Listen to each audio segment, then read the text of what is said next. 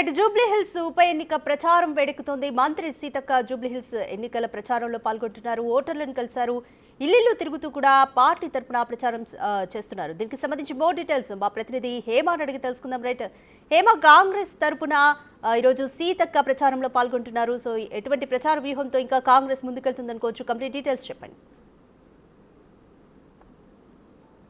జూబ్లీహిల్స్ లో కాంగ్రెస్ పార్టీ ప్రచారం జోరందుకుంది. పెద్ద ఎత్తున డోర్ టు డోర్ వెళ్లి ప్రచారం చేస్తున్నారు. ఒకవైపు మంత్రులు, మరొక వైపు ఎమ్మెల్యేలు, ఎంపీలు, కార్పొరేషన్ చైర్మన్లు, కార్పొరేటర్లతో పాటు అభ్యర్థి నవీన్ యాదవ్, అదేవిధంగా వాళ్ళ కుటుంబ సభ్యులంతా కూడా పెద్ద ఎత్తున ప్రచారంలో కూడా పార్టిసిపేట్ చేస్తున్నటువంటి పరిస్థితి. ప్రస్తుతం మనం జూబ్లీహిల్స్ నియోజకవర్గంలోని ఒక డివిజన్ లో ఉన్నాము. ఇక్కడ చూడొచ్చు పెద్ద ఎత్తున మంత్రి సీతక్కతో కలిసి అభ్యర్థులు సంబంధించినటువంటి కార్యకర్తలు, నేతలంతా కూడా ప్రచారంలో పార్టిసిపేట్ చేస్తున్నారు. డోర్ టు డోర్ ప్రచారం చేస్తున్నారు. వచ్చినటువంటి వాళ్ళందరినీ కూడా వాళ్ళ సమస్యలను అడిగి తెలుసుకుంటూ ఉన్నారు. అండ్ సేమ్ టైం ఎన్నికల్లో తమ అభ్యర్థిని గెలిపిస్తే మాత్రం ఖచ్చితంగా ఏవైతే పథకాలు ఉన్నాయో అవి ప్రతి ఇంటికి కూడా చేరుతాయి అంటూ కూడా చెప్తున్నటువంటి పరిస్థితి. ప్రతి ఇంటికి వెళ్తున్నారు. వెళ్ళినటువంటి వాళ్ళందరినీ కూడా కలుస్తూ ఏదైతే కాంగ్రెస్ పార్టీ ప్రస్తుతం రాష్ట్రంలో నిర్వహిస్తున్నటువంటి సంక్షేమ పథకాలు ఏవైతే ఉన్నాయో సంక్షేమ పథకాలతో పాటు ప్రతి ఒక్కటి కూడా లబ్ధిదారులకు అందుతాయి అంటూ కూడా చెప్తున్నటువంటి పరిస్థితి. సో ఒక్కసారి చూడొచ్చు. సో సీతక్క ఇంటింటికి వెళ్ళి ప్రచారం చేస్తున్నారు. అక్క, ఏంటి ప్రచారం మొత్తం కూడా జోష్ అంతా మీలోనే ఉంది. పెద్ద ఎత్తున డోర్ టు డోర్ స్టెప్ ప్రచారం చేస్తున్నారు. ఎలా ఉంది అక్క? చాలా బ్రహ్మాండంగా ఉంది. ప్రతి ఇంట్లో హస్తం నేస్తం అనే మరి భావంతో ఉన్నారు. కాంగ్రెస్ పార్టీకి ఒక అవకాశం ఇవ్వాలని, అదేవిధంగా గత 3 సార్లు మరి మాగంటి గోపి కుటుంబానికి గోపికి అవకాశం ఇచ్చిర్రు. ఈరోజు కాంగ్రెస్ పార్టీ అధికారంలో ఉంది. నవీన్ యాదవ్ 2 సార్లు ఓడిపోయినటువంటి యువకుడిగా ప్రజలలో ఉన్నటువంటి పేరు, ప్రతి ఒక్కరికి తెలిసిన పేరు నవీన్ యాదవ్. కాంగ్రెస్ పార్టీ కూడా రేవంత్ రెడ్డి గారు చేస్తున్నటువంటి అనేక సంక్షేమ పథకాలు ప్రజలకు తెలుసు, ప్రజలు అనుభవిస్తున్నారు. ఇళ్లలో వచ్చే 200 యూనిట్ల కరెంటు కానీ, సన్న బియ్యం కానీ, ఇవాళ చాలా మాయ మాటలు చెప్తున్న బీఆర్ఎస్ బీజేపీ వాళ్ళు 10 ఏళ్లలో ఒక రేషన్ కార్డు కూడా ఇచ్చిన గతి లేదు. వాళ్ళు ఏం చెప్తున్నారంటే కాంగ్రెస్ పార్టీ బాకీ పడుంది ప్రజలకి అంటూ బాకీ కార్డు ప్రచారం చేస్తున్నారు. వాళ్ళకి సిగ్గుండాలి. అరే, ఇంటికో ఉద్యోగం ఇస్తా, కాపలా కుక్కలాగుంటా అన్నోళ్ళు ఎవరు? మరి ఏ ఇండ్లలో ఉద్యోగాలు వచ్చినాయి, ఏ ఇండ్లలో పదవులు వచ్చినాయి?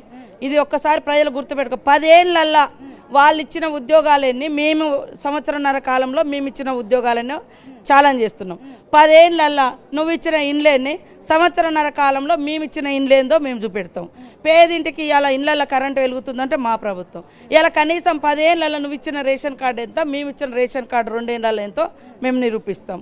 ఇవాళ పేదల కోసం పనిచేసేది కాంగ్రెస్ ప్రభుత్వం. ఇలా మహిళలకు వడ్డీ లేని రుణాలు ఇస్తా అని ఏదైతే చెప్పిర్రో ఆ పావుల వడ్డీ కూడా ఎగ్గొట్టిపోయారు.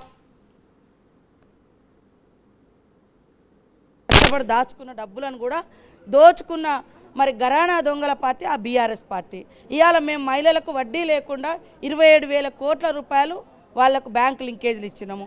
మహిళలకు ఇన్సూరెన్స్ 10 లక్షలు ఇస్తున్నాము.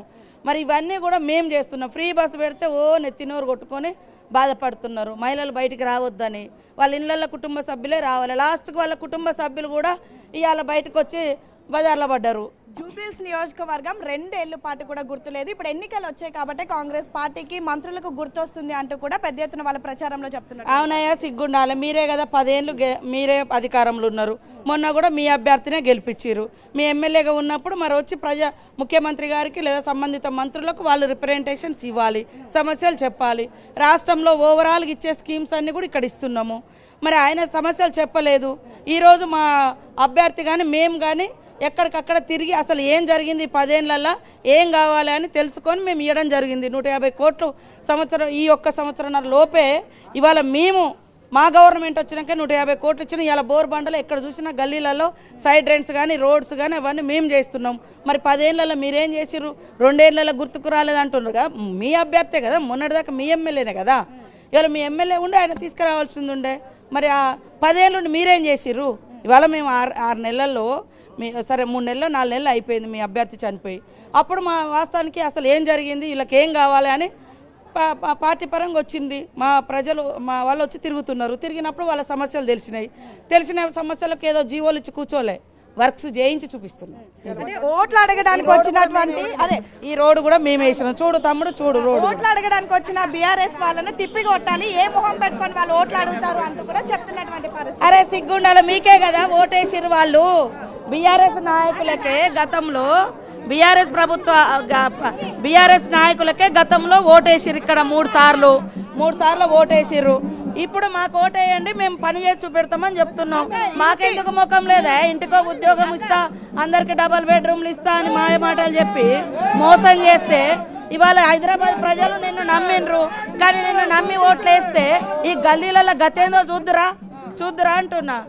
అయితే ఇప్పుడు ఇంటింటికి మీరు వెళ్తుంటే ఇంత ఘనంగా హారతులు ఇస్తున్నారు, వెల్కమ్ చేస్తున్నారు, కానీ ఇవన్నీ కూడా మిమ్మల్ని చూడడానికి వస్తున్నారు, ఓట్లు మాత్రం పడవంటూ బీఆర్ఎస్. అరే వాళ్ళకి 3 సార్లు ఓట్లు వేస్తే ఏ ఊరగా పెట్టిరో ప్రజలకు తెలుసు. ఇవాళ ఇక్కడ నిలబడ్డకి ఈ రోడ్డు ఇంత చక్కగా ఉందంటే ఇది కాంగ్రెస్ ప్రభుత్వము, కాంగ్రెస్ వేసినటువంటి రోడ్డు. కాబట్టి మీరు రేషన్ కార్డు కూడా ఇవ్వలే, గతి లేదు మీకు ఇవ్వడానికి. మీకు రేషన్ కార్డు కూడా ఇవ్వలే, సన్న బియ్యం ఇవ్వలే, కరెంట్ ఇవ్వలే. మీరు ఇవాళ మేము ఇస్తా ఉంటే ఇలాంటి మాయ మాటలు చెప్తున్నారు. వాళ్ళ మాటలు మాయ పనులు.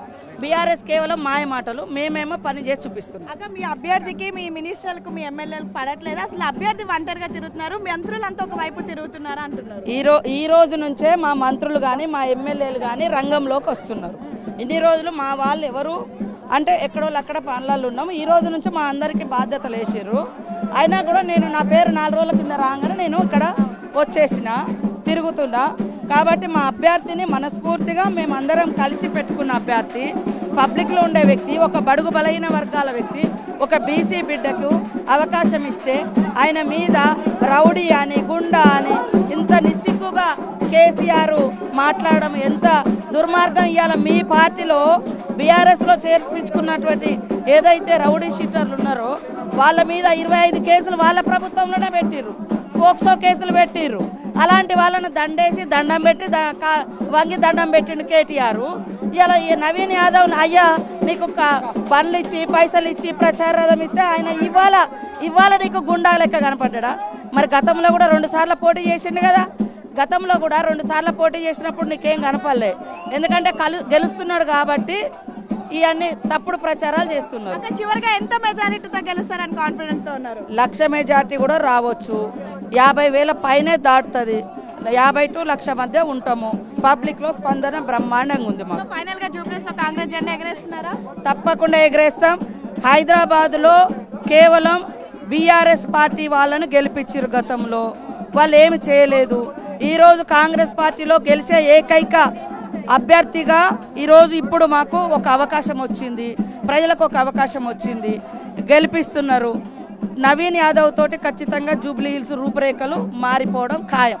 సో మొత్తానికి నవీన్ యాదవ్ తో జూబ్లీ హిల్స్ రూపురేఖలు మారిపోతున్నాయి అంటూ కూడా చాలా కాన్ఫిడెంట్ గా మంత్రిగా చెప్తున్నారు. సో మొత్తానికైతే 1,00,000 మెజారిటీతో కూడా మేము గెలిచేటటువంటి అవకాశాలు ఉన్నాయి. మేము 2 ఏళ్లలో చేసినటువంటి అభివృద్ధి కార్యక్రమాలనే మమ్మల్ని రేపు కాంగ్రెస్ జెండా జూబ్లీ హిల్స్ లో ఎగరవేసే విధంగా చేయబోతుంది. సేమ్ టైం 10 ఏళ్లలో బీఆర్ఎస్